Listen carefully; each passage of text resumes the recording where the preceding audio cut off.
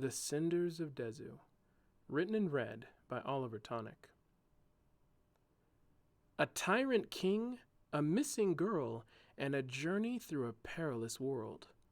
Join me for this completed sci-fi fantasy novel read as an audio series.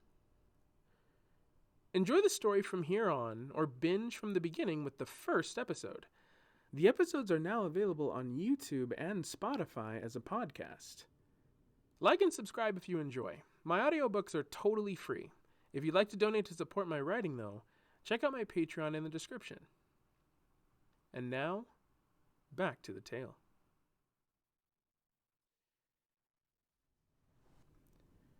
Chapter 14.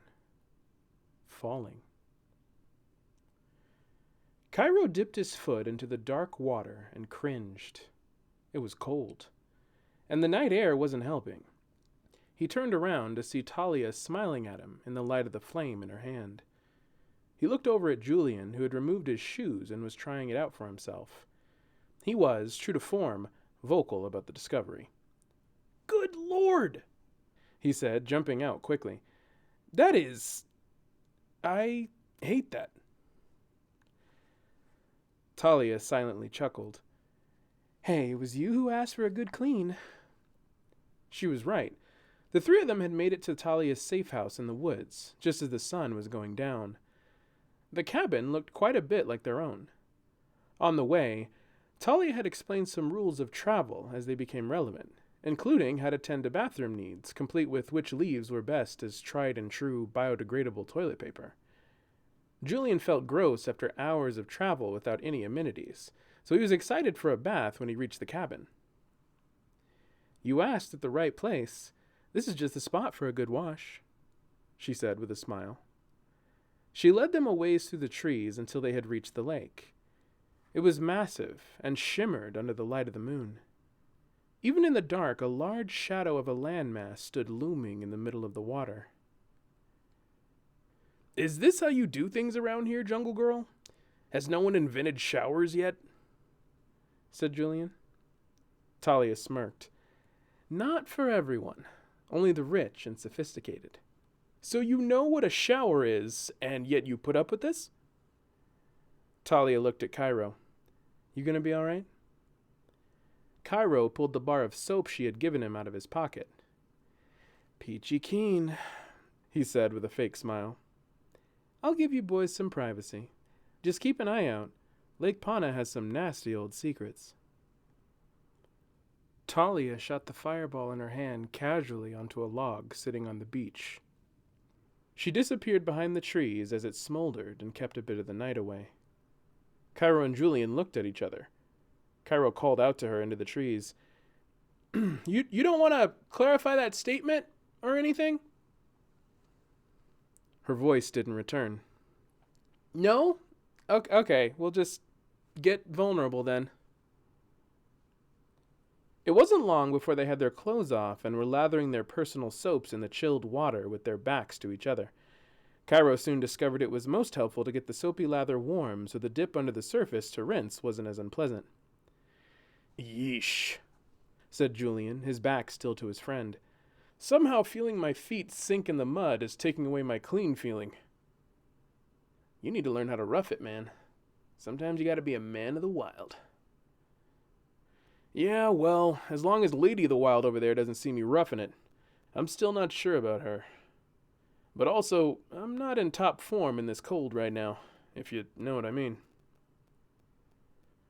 Julian's bar of soap slipped out of his hands and landed to his side with a plunk. His hands waded through the water as he groped for it. He felt his toes lift out of the mush of the lake floor.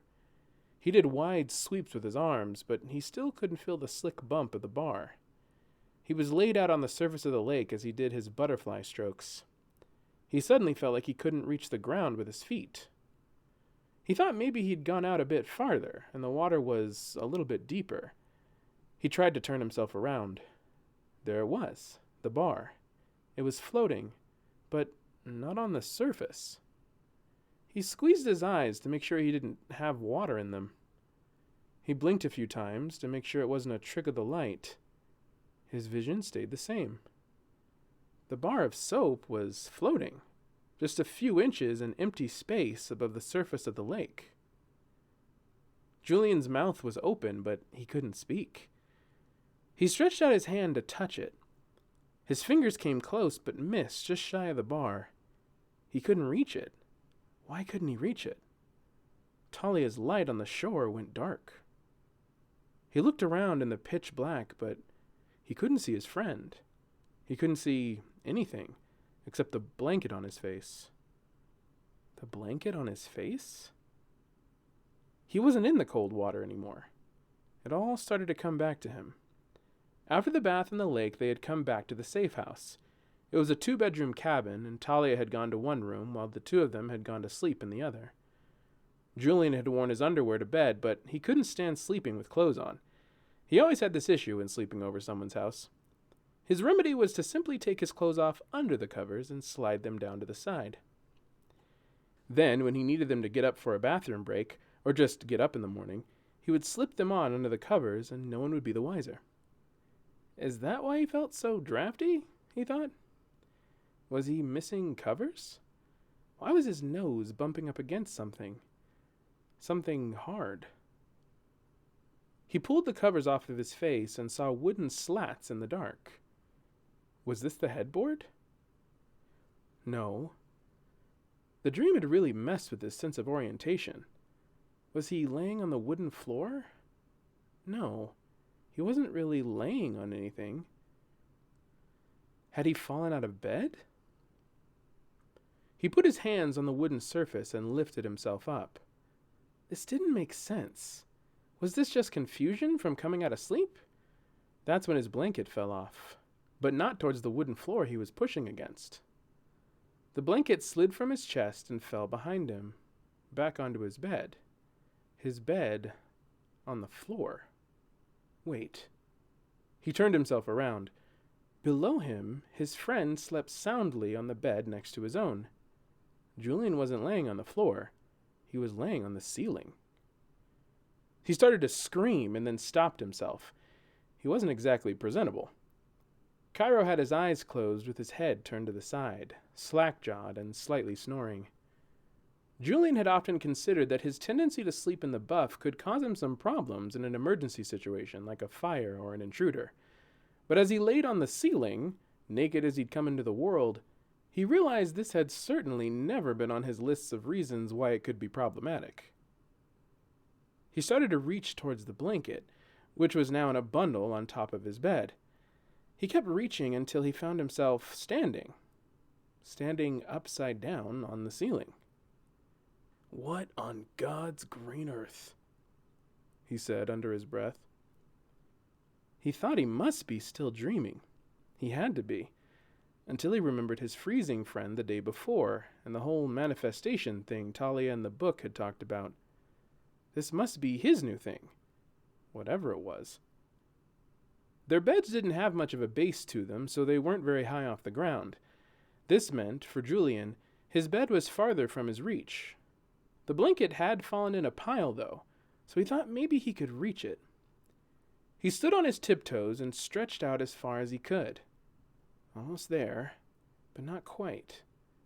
A quick little hop meant he was able to touch his middle finger to it. He took a breath and leapt just a bit higher. He was nearly able to pinch an edge of it now. The ceiling creaked under his weight with each successive hop. The loudest one made him stop and look over again at Cairo. He stirred a bit. His eyes were still closed, though, still asleep. One more hop and... Finally! He grabbed hold of the bed cover and snatched it up. He slinked the rest of it carefully up to him and wrapped it awkwardly around his waist. He used his hands to hold it down, or up, the lower half of his body. It did not work well for discretion. He fought with it a moment before feeling the blanket drape around him. It fell towards the ceiling, dropping to his feet and covering his body. What was this? He looked up again and saw his underwear laying halfway off the side of the bed. Okay, here we go, he whispered. First leap, no go. Second leap, no go. He stuck his tongue between his teeth and took a breath. Third leap. He swiped his arm back and forth at the peak of his jump. He must have been an inch from it. He didn't notice, but this time the house shook a bit as he landed. He leapt once more and touched it. It was just enough to make it slide off the edge of the bed and onto the floor. Julian decided it was time to scream in frustration. He grabbed part of the blanket and bunched it up over his mouth to let it out. Cairo didn't move. He took a deep breath and thought for a moment. Then it hit him. He unwrapped the blanket and let it fall to the ceiling. Weird. He looked up and down for a moment, still trying to figure out how this worked. Then he knelt down and bunched it under his feet. It didn't give him too much more height, but it was better than nothing. He crouched this time before springing himself up as hard as he could. Not quite. He tried again. His legs were spread and his whole body was flailing wildly to get more air. His hand caught the edge of his bed. "Whoa, whoa!" he loudly whispered as the bed began to lift with his weight. His hand edged up the side of the bed as he lifted it up toward him at a slant. He was breathing heavy from the strain now. He pulled himself down the length of the bed, closer and closer to his unmentionables. His fingers were so close. He reached them as far as possible. He was nearly there. Then he watched as the boxers fell softly from the floor up to his hand. Julian squinted. What? The bed dropped toward the ceiling. With a crash, it burst through the top of the house and into the starlit sky, with Julian and his undies hurtling after it. He tumbled through the air with large splinters of wood whirling around him. He went up past the soft glow of the lamps around the cabin, spinning as he went. He passed the tops of the trees. Every time he made a rotating visual pass of the house below, it got smaller and smaller along with the hole in its roof. The quiet night now echoed his scream. Talia was outside, looking around, both hands on fire. She couldn't see anyone. She jumped into the air with a twirl and lit fire beneath her legs. She propelled herself to the roof of the cabin and looked around. The lights were still lit all around the house. She couldn't see predators. She looked down the hole at a bewildered Cairo. He had leapt out of bed at the sound of wood cracking, but was still not totally conscious as he looked up at the new hole in the ceiling. He saw the glowing girl on his roof. "Where is he?" she asked. "Where's who?" "Julian." What? He realized he hadn't fully taken in the state of his room as he looked around. "Where's his bed?" he said. A loud crash was heard to the side of the house.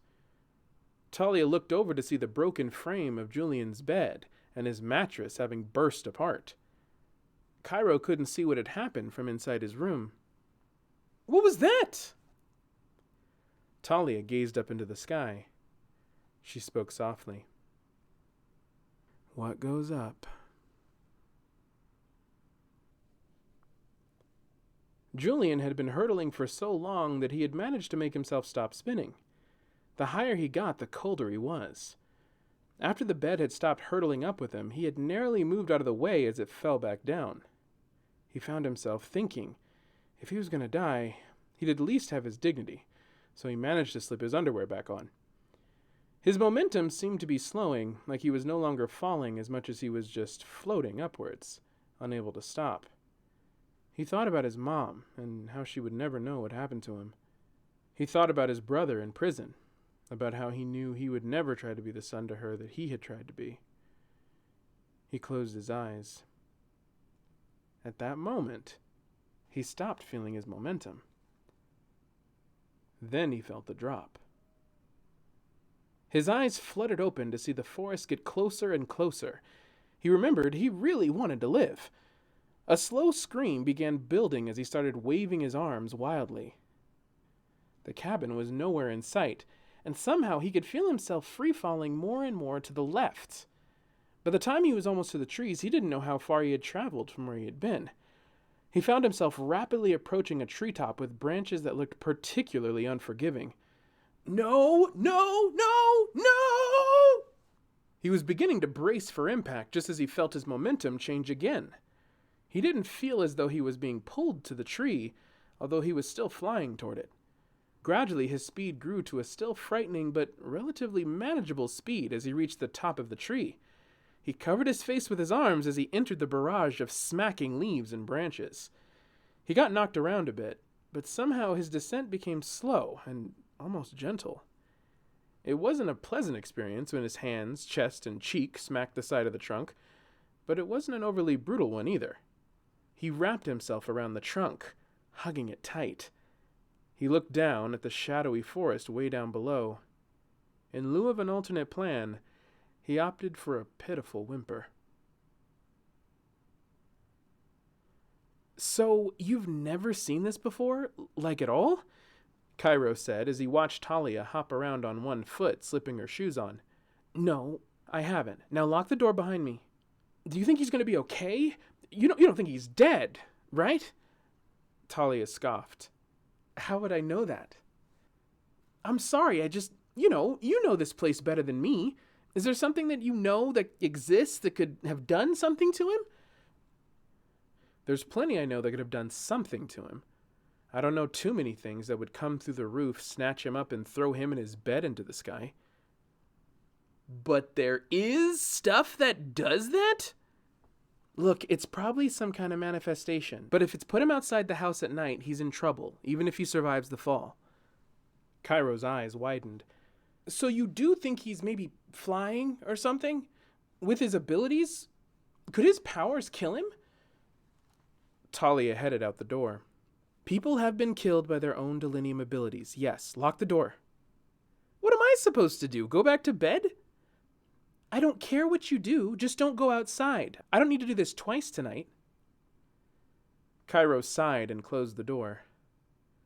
Through the windows, he watched as Talia went around the house and out of the lamplight toward the forest. She was silent as her dark hair flowed in the wind. She disappeared into the trees. Cairo found her movements mesmerizing. She was like a phantom or an apparition in the dark, moving like something intangible. Even if she was a bit cold to him, somehow it felt really cool to know a person so mysterious and talented and attractive and...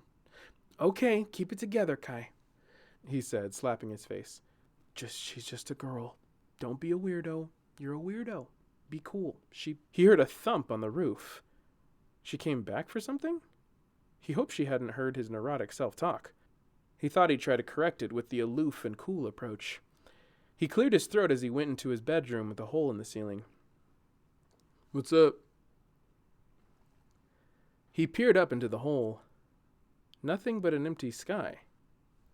Hello? The faint sound of scratching made its way in from the cabin's living room. Cairo whipped his head around to the room's open door. That didn't sound like Talia. Cairo walked to the door and looked out. At the far end of the dark cabin, he saw a shadow. It stood erect. It was far bigger than the girl he'd just seen disappear into the night. The shadow made a move in his direction. He ran and slammed the door closed. Cairo leaned against the door with his whole body. He felt something heavy hit it from the other side. Whoever you are, you need to speak up right now. Who are you? He was speaking in the most commanding voice he could muster in the circumstances. No voice came back. Keeping his shoulders against the door, his hand felt for the doorknob. There was no lock on it. As he tried to steady his breathing, he felt a light and methodical tap against the other side. A clacking, like something hard and dense. He couldn't imagine what this was. He felt like he'd entered a horror movie. Suddenly, the tapping stopped. It was quiet. Cairo leaned his ear against the surface of the door. Boom! He felt the door push hard against him. He realized the doorknob was turned. Boom! The door snapped open, then closed. He staggered back slightly. Boom! Cairo pushed his hand against the door, his palm pressed against the edge of the door frame. He felt a strange sensation that made him look down. Something was forming on the frame, Boom! He managed to keep the door closed and pull his hand away. There, in the shape of his hand, was a thin layer of ice. He looked at his hand. He slammed it against the edge of the door and then pulled away again. Another ice handprint. He kept slapping the edge of the door with his shoulder against it. Boom! The ice broke. Cairo took a breath.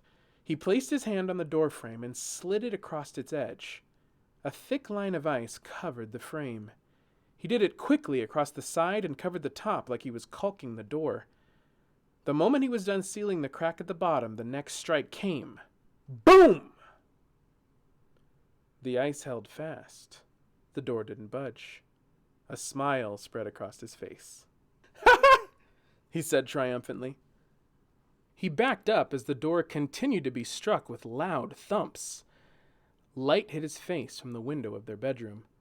He hadn't closed it. He rushed to swing the shutters closed and place the wooden barricade over it. This time he took a step back and tried to seal the edges at range, just a foot or two away from the window.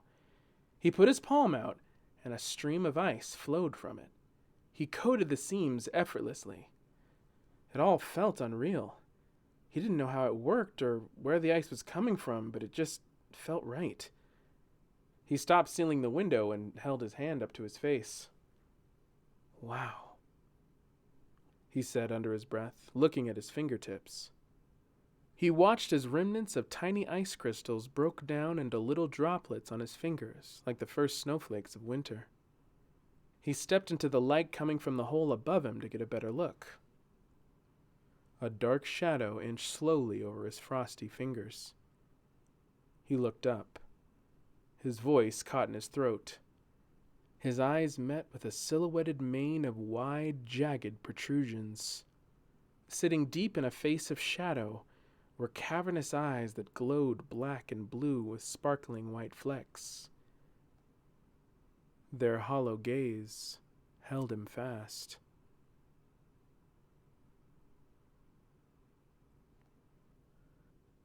Closing his eyes, Julian began to very carefully loosen his grip on the tree. Below him, he had seen a branch that he might be able to make his way down to. He thought maybe an inch-by-inch approach was in order. As his arms loosened, he felt a strange frustration. He wasn't sliding down at all. He loosened them more. Nothing. Julian opened his eyes and looked at the trunk he was hugging to his face. There was no way he was holding his weight with the grip he had on it. He counted to 3 and let go. There he sat, arms and legs completely outstretched to his sides. And yet his chest remained on the tree. It took Julian a minute or two to get his bearings. Finally, he pushed himself off the trunk. It was like a push-up. He was weighted towards the tree. He stood up. It all felt so very surreal, and the darkness wasn't helping. But he looked around at a sideways forest, and he started to put together what was happening. He walked up and down the trunk before uttering an incredulous laugh. He hopped up and down. Each time his feet came back to the side of the tree.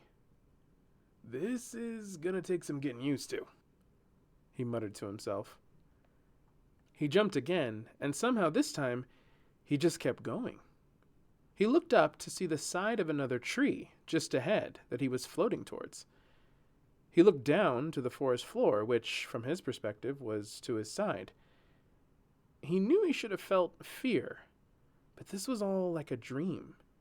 He felt like an astronaut floating through space. When he reached the trunk he was floating towards, he put his hands out. Feeling his weight change, he felt the sensation of briefly doing a handstand. He rolled to a sitting position. He looked up to see the tree he had left, and then looked down to see himself perched on an all-new trunk. "Gravity," Julian whispered to himself. He stood up again and looked around at the shadows of trees. He contemplated. It was clear there was a level of control here that he didn't quite understand. The fear he had had was beginning to subside. He was curious. He put his hand out towards a nearby shadowy tree. His body released from the trunk and began falling toward another. It wasn't terribly far, but he felt the feeling of having jumped from a large height. He began to panic. As he gained momentum, he realized if these powers worked like he was thinking they did, he may have made a grave error. He looked around the forest for another tree, and once he'd chosen, his momentum waned. He no longer felt a pull from the tree he was heading towards. His body then began falling toward his new target. As his new horizontal fall also seemed to speed out of control due to him again misjudging the distance, Julian decided he wanted back on solid ground. He made his decision too late, however, and his descent to the ground was interrupted somewhat by his entering a grouping of branches on the way down. He started wildly grabbing for tree limbs as the branches knocked him about. Suddenly, he felt a hand grip around his ankle. He couldn't see much in his chaotic descent, with the shadows of the trees now blocking any light from the night sky. He didn't know the nature of the thing that caught him, but he understood the unmistakable sensation of being wrenched upwards by his foot. He found himself laying belly up on a large branch. The shadowy vision of hair and a soft voice addressed him. "You two are a handful." It was Talia. Julian breathed a sigh of relief. "I thought superpowers would be fun." "They aren't, not here," she said. Julian put his hand on his forehead. "How did you find me?" "You were screaming." "I was screaming?" "You screamed like a little girl getting tossed around the treetops." "No way, I was not screaming. I would have noticed if..." "All the animals within a mile radius could hear you. You had 4 very hungry and very confused shadow dogs trying to track you. I think you even managed to attract a netherlurker." Julian sat up. "What's a netherlurker?" "Stay close as we head back and you won't need to find out." It was a fair distance before they reached the cabin again. Julian was surprised at how far he'd gone. He also couldn't work out how Talia had reached him so fast and plucked him from the air. He'd hardly said a word to her on their way back for fear of disturbing her focus. She seemed to be studying the trees as they went. But when they reached the clearing for the cabin, she stopped abruptly. He nearly ran into her. "That's not right," she whispered. She rushed to the cabin and disappeared inside. Julian followed her and was rounding the corner when she appeared again in the doorway. "No," she said through gritted teeth. She slammed her fist against the doorframe. "Unbelievable! Are you both just magnets for trouble?" Julian's eyebrows lowered. "Well, we found you, didn't we? Don't blame us for how ridiculous it is on your planet or dimension or whatever. Where's Kai?" Talia threw something at Julian's feet. He leaned over and picked it up. "What is this?" It was shaped like a jagged star and made of what looked like animal bones. It was also wet.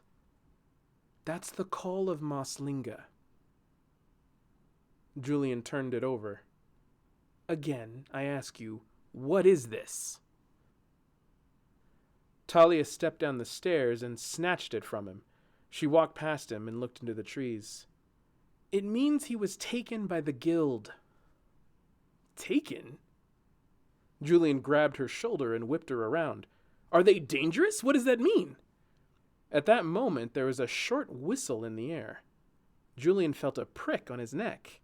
His hand instinctively went to touch it. It was still there, a needle. He pulled it out and looked at it.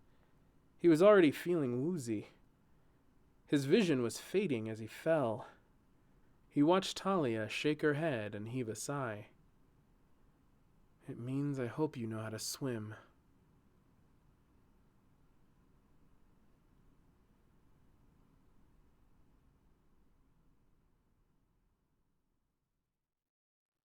Hey guys, it's Oliver. Thanks so much for listening. Don't forget to like and subscribe if you want to hear more. Give me your thoughts in the comments if you're watching on YouTube. And check my channel to make sure you're caught up on the latest episode. I'll have regular episodes up until all chapters of this story are fully released, so stay tuned.